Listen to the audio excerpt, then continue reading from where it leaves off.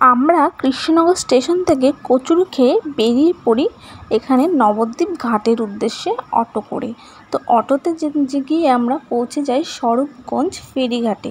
সেখান থেকে আমরা নবদ্বীপ যাওয়ার জন্য নৌকোয় করে নৌকোর টিকিট কাটতে যাই আগে। তো নৌকোর টিকিট কেটে আমরা দেখো এখান দিয়ে হেঁটে চলে যাচ্ছি নৌকোর দিকে। তো একটা নৌকো ওখানে ছিল, তো নৌকোটা আমরা যেতে যেতেই চলে যাই।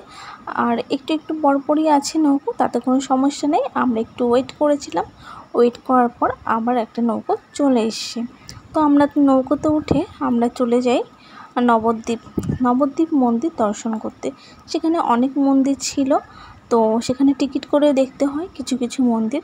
তো আমরা টিকিট করেও দেখেছিলাম, তো সেখানে টিকিট করেই দেখতে হবে বেশিরভাগ মন্দিরে।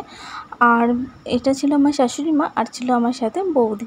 তো আমরা সবাই মিলে গেছিলাম। প্রথমে আমরা যাই এখানে গুপ্ত বৃন্দাবন। আমার নবদ্বীপ প্রথম ঘোরা, মায়াপুর যদিও একবার গেছি, কিন্তু নবদ্বীপ আমি প্রথমবার গেলাম। তো এই মূর্তিগুলো দেখছিলাম, এখানে অনেক প্রকারের ঠাকুরের মূর্তি করা আছে, অনেক ভিন্ন ভিন্ন আর কি, সব ভিন্ন ভিন্নভাবে করা হয়েছে। খুব সুন্দর লাগছিলো দেখতে। তো আমি ভিডিও করছিলাম আর দেখছিলাম। ভিডিও করতে গিয়ে সুন্দর করে দেখা যায় না, আর সুন্দর করে দেখতে গেলে ভিডিও করা হয় না, সেটাই হচ্ছিল প্রবলেম। তো কী হয়েছে, ভিডিও তো আমি করবই, ভিডিও আমি কেন করি, কারণ একটা স্মৃতি হিসেবে থেকে যায়। আর আমি পরে দেখি, আমার খুব ভালো লাগে। ফোনেতে এতটা পেজ থাকে না যে ভিডিওগুলো রেখে দেবো, তো তার জন্য ভাবি একটা করে ভিডিও করে নেব। তো সেগুলো এডিট করে আমি ফেসবুকে পোস্টও করে দেবো, আর সেগুলো থেকেও যাবে টাইম লাইনে, আমি পরে ইচ্ছে হলে দেখতে পারবো। তো সেখান থেকে বেরিয়ে দেখে একটা হনুমান দেখতে পেয়েছিলাম, তারও একটু ভিডিও করে নিলাম। আর তারপরে আমরা আরও একটা মন্দিরে চলে যাই। এখানে আমি মাকে বলি একটু ক্যামেরাটা ধরো, আমি একটু হাঁটি, একটু ভিডিও করে দাও। তো বেশিরভাগ মন্দিরেই না ক্যামেরাটা অ্যালাউ নেই। তো এর জন্য খুব প্রবলেম হচ্ছিলো, কোথাও ক্যামেরা মানে ফোন অ্যালাউ করবে, কোথাও অ্যালাউ করবে না, মানে এরকম হয়ে যাচ্ছিলাম। আর কোথায় ভিডিও করব, কোথায় ভিডিও করব না সেটাও বুঝতে পারছিলাম না।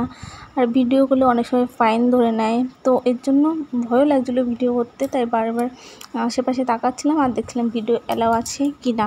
তো তারপরে ভিডিওটা করছিলাম। এখানে দেখো সোনার গৌর দেখছিলাম। তারপরে এই যে সোনার গৌরাঙ্গ দেখে বেরিয়ে এখানে দেখো সাইড দিয়ে দোকান ছিল। আর নবদ্বীপ মায়াপুর দুটো জায়গায় কিন্তু এরকম দোকান তোমরা দেখতে পারবে, যেখানে অনেক রকমের জিনিসপত্র পাওয়া যায়, বিশেষ করে কাঠের মালা, চন্দন, তারপরে হচ্ছে ঠাকুরের জিনিসপত্র এখানে বেশি পাওয়া যায়, যেহেতু ঠাকুরের জায়গা, ঠাকুরের জিনিসপত্র পাওয়া যাবেই। তো আমি মন্দিরগুলোর নাম আমার অতটা মনে নেই, আর হচ্ছে আমি খুব ভালো করে চিনিও না নবদ্বীপটা, যে তোমাদেরকে বলবো কোনটা কি মন্দির, তো সেটা আমি বলতে পারলাম না। তো তোমরা দেখে জানাতে পারো, যে যেটা চিনতে পারো যে এই মন্দিরটা ওই মন্দির। আমার সত্যি মনে নেই। আর আমি গেছিলাম প্রায় 10 দিন মতন হয়ে গেছে, তারপরে আমি ভিডিওটা এডিট করছি। আর আমি একদমই ভুলে গেছি, যাও লেখাগুলো দেখেছিলাম একটু মনে ছিল, পরের দিন হয়তো এডিট করলে সব মনে থাকতো। তো এতদিন পরে এডিট করছি বলে আমার কিছুই মনে নেই। তো ভিডিওটা ফোনেই পড়েছিল, ভাবলাম একটু এডিট করি তোমাদের সাথে শেয়ার করি। আর এই মন্দিরটা দেখো আকাশটার সাথে এত সুন্দর লাগছিলো দেখতে, যে কী আর বলবো, খুবই সুন্দর লাগছিলো। আর এই যে এই গাছের ছাউনিটা এত ঠান্ডা, কি বলবো। এটা আমার বৌদি একটু হাই করে দিচ্ছিলো সবাইকে, বলছিলাম ভিডিও করছি, হাই করো।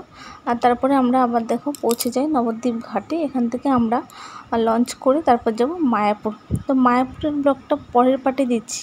আর এখান থেকে নবদ্বীপ থেকে আমরা লাল দইও খেয়েছিলাম। তো আমার কিন্তু অতটাও ভালো লাগেনি লাল দই খেতে, তোমাদের কেমন লাগে জানিও। এই যে আমরা লঞ্চে উঠে গেছি, পরের পার্টটা 2 নম্বর পার্টে দিয়ে দেবো মায়াপুরের ব্লগটা। চলো টাটা, বাই।